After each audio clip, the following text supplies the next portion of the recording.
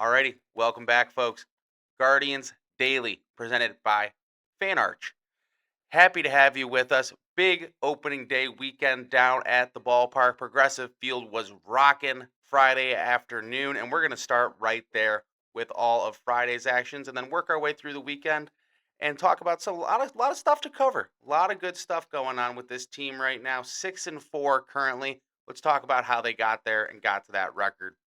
So Friday was Joey Cantillo on the mound for the Tribe, and he looked good. Obviously, I actually went to the game Friday. That place was juiced.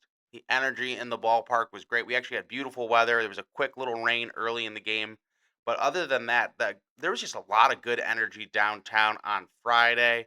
A couple drinks, a couple friends, and a lively ballpark on Friday. And we had a great baseball game to watch too, which did not hurt. So Joey Cantillo on the mound for the Guards, really sharp again. He's been sharp both starts this season. Obviously, hasn't had the length into his starts, kind of leaving in those fifth, sixth innings early in the games. But he's been really good with that lefty, bringing out the rotation. Obviously, now he's kind of pitching in that number three spot in the rotation, with Parker Messick pitching in the five spot as they want to split up the lefties, which is smart and it has looked good so far for both guys. We'll get to Messick later, but a really good opening day. Obviously, got off to a nice start. The story of opening day, though, was Chase the Water. I mean, the country roads, the ballpark singing, everything going, and then he hit a no doubt home run. And I mean, that's one when off the bat you knew it, he knew it, the crowd knew it, and that's the type of thing he can do for this team. He can be a spark, a lightning rod, a guy who gets this fan base going, who keeps the ballpark packed consistently when there's a guy like that in the lineup that you just want to see every night. And that's one thing I'm really excited about with Lauder is the energy he can bring to this city and this baseball team that's already been very good over the past few years. Obviously, won the division back to back years. Add a bat like DeLauder and a guy who's young and with the spark, lot to like there. And then obviously Saturday night didn't get to play baseball. Shame. The rain, the weather. Honestly, a lot of people was here talking about. I heard a lot of complaints. Why did they not move that game up and play Saturday afternoon? It was beautiful all day. Really was nice all day Saturday, and then but we knew the forecast was coming, how things were set up there. That Saturday night game was just never going to be played the way the storm was coming. But not to worry, that means we get a little Easter doubleheader down at the ballpark. Not gonna lie, not a lot of people there. Don't blame them though. It was cold, it was rainy, it was windy, and people had things to do. Big holiday. So not gonna fault the fans for that one bit, but it was a little quiet down at Progressive on Sunday afternoon. But we had two baseball games to get into, and boy, the offenses were going in game one. No, they were not. There was 3 combined hits in the game, so that is not great for either team offensively. Kudos to both pitching staffs.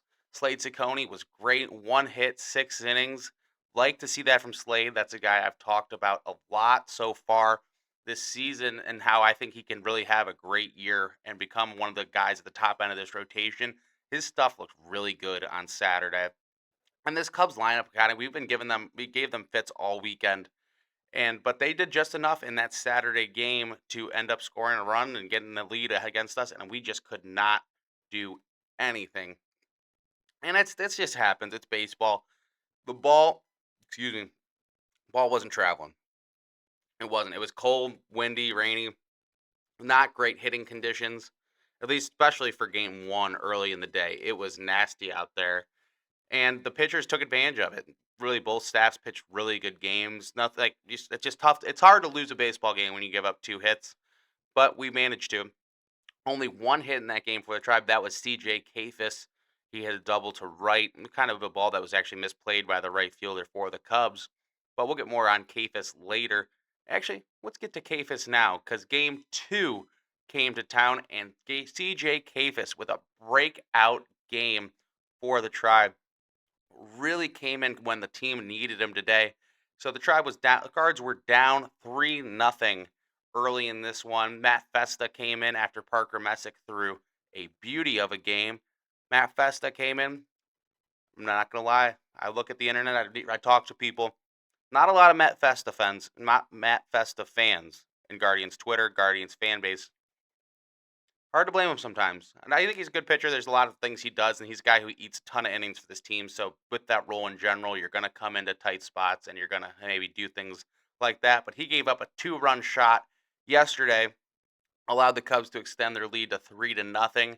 And then at the way the offense had looked all day, obviously game two of the doubleheader, I don't think there was many people thought the Guards were coming back in that game, but they were wrong. And I was one of those included. Kind of thought the game was over, kind of tuned out, was still watching, obviously, but did not have high hopes for that offense. But they got a rally going in the late innings, and CJ Kafis was a big part of that. He had come in earlier to pinch hit for David Fry, to play the field for David Fry, who was started the game in right, which was kind of interesting. We weren't sure how much Fry we were going to see in the outfield this year. So saw him out there in right in the second game yesterday, but Kafis had come in for him already, and he got a big 2-out base hit, get the runs going, and then Gabriel Arias got the follow-up hit to tie things up. We'll get to Arias in a little bit, but Kafis really put a nice at bat together and worked into a nice RBI hit and down, pulled one right into the line drive. And Kafis is a guy who, when he got called up last year, there was a lot of expectations for CJ. And I think the buzz and steam of DeLauder and Bazana in the pipeline and other guys like that have kind of taken away from the CJ Kafis excitement. And he got off to a really poor start to start this year, but found something yesterday. Hopefully that can be a thing to continue because he's known as a guy who got called up because of his bat. He's a hitter. He certainly didn't get called up because of his defense and his fielding. So we would like to see him as a hitter and coming up there confident at the plate. And yesterday was great. And then in the seventh inning, after Scott Armstrong gave up a no doubter to the Cubs and Hap yesterday. Gave up the lead right after we took the tie back. But CJ Kafis worked another really nice at bat, got an off speed pitch that kind of just fell right into the barrel of his bat, and he took it out to right field for a big time home run, tied the game, and really got the energy back into that ballpark. I know it wasn't packed, obviously, we discussed, but got the guys right back into it, tied it up, and then there was more to come from there. DeLauder with a nice base hit on. So I wanted to talk about this. DeLauder actually got ball four thrown to him. Called it a strike. He went to then challenge after he had thrown his bat because he thought it was obviously a ball, which it was. The ball was not a strike. But since he took so much time to realize and then do the tap, was not granted the challenge. That could have been one that kind of screwed the tribal right there. There's that kind of a fishy rule right there. I think they need more clarity on that because he clearly didn't challenge it because he thought it was so clearly, obviously, a ball.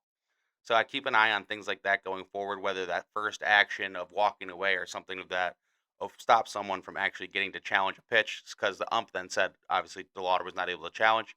Not to worry, guy took the next pitch right to right field, nice line drive base hit, and he would come around to score after a Gabriel Arias base hit up to left field. And Arias, big weekend for him. Obviously, he had the home run to right field on Friday in the home opener. And that was the one on Friday is exactly what we want to see from Gabriel Arias. Take the ball to right field. And I've been hard on him in the past. I'll be hard on him going forward the more he tries to pull the ball and doesn't commit to the best part of his swing where his raw power is. He is a great, great swing when he takes the ball to right field, right center, right down the line, and he's just looking the opposite way. That's where he's a good hitter. And he's got all these tools. He is, if you're building a shortstop, it's going to look a lot like Gabriel Arias. It's what he's going to look like. He's going to have the talent, the build. You can see him throw the ball. He's got a cannon for an arm. And it's just one of those things. He hasn't found the consistency to put it together. But he had a really nice weekend this weekend. And I don't want to discredit that. Two big hits yesterday. And I just want to see it more. I'm ready for more. Give me more of it. Like that. It's exciting when it's there. We've seen it in the past. He had a really good series in Baltimore last year where he hit a couple out of the ballpark and took a couple to right center. And you thought this is the time, it's coming. And then he gets right back into these little slumps where he's chasing everything and he's trying to pull the ball. And then he falls back into where the struggles come into play.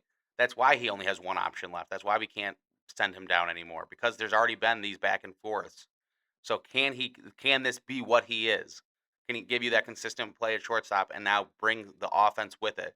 His two out, his hitting with runners in scoring position has been really solid this year and last year even. Keep that up, and then we'll see what we have with him because I think he wants to be like they want him to be a star in terms of Gabriel Arias can be an all-star if once he's like, reminds me of a Yandy Diaz or some of these other guys that we've let go and you see them kind of revive their careers and turn into like all-star caliber players. And I think that's like the concern is if you Arias say has another the next month struggles and you want to send him down and bring up one of these other young guys to play the middle infield,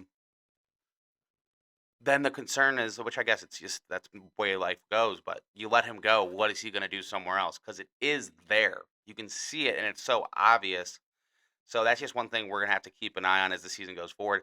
And hopefully it's an easy thing to keep an eye on because he just goes on a little heater going on from here and keeps things going and keeps playing like he did this weekend. And then I don't have to keep talking about him in the way I have. And maybe that's on me. Maybe I'm a little too harsh and think things the wrong way on Arias, especially. But I get so frustrated with him because I see how good he can be. Like I know he can be a guy when he's taking the right approach at the plate and taking his swing the right way to right center field and driving the ball the opposite way. And then if he happens to pull one, he can drive it out of the ballpark. I get that. But I want to see more of it. And I'm ready. I'm excited. And I hope this is a sign of things to come. The way he hit this weekend. Still had some struggles at the plate this weekend, other than the big hits with the driving and the runs.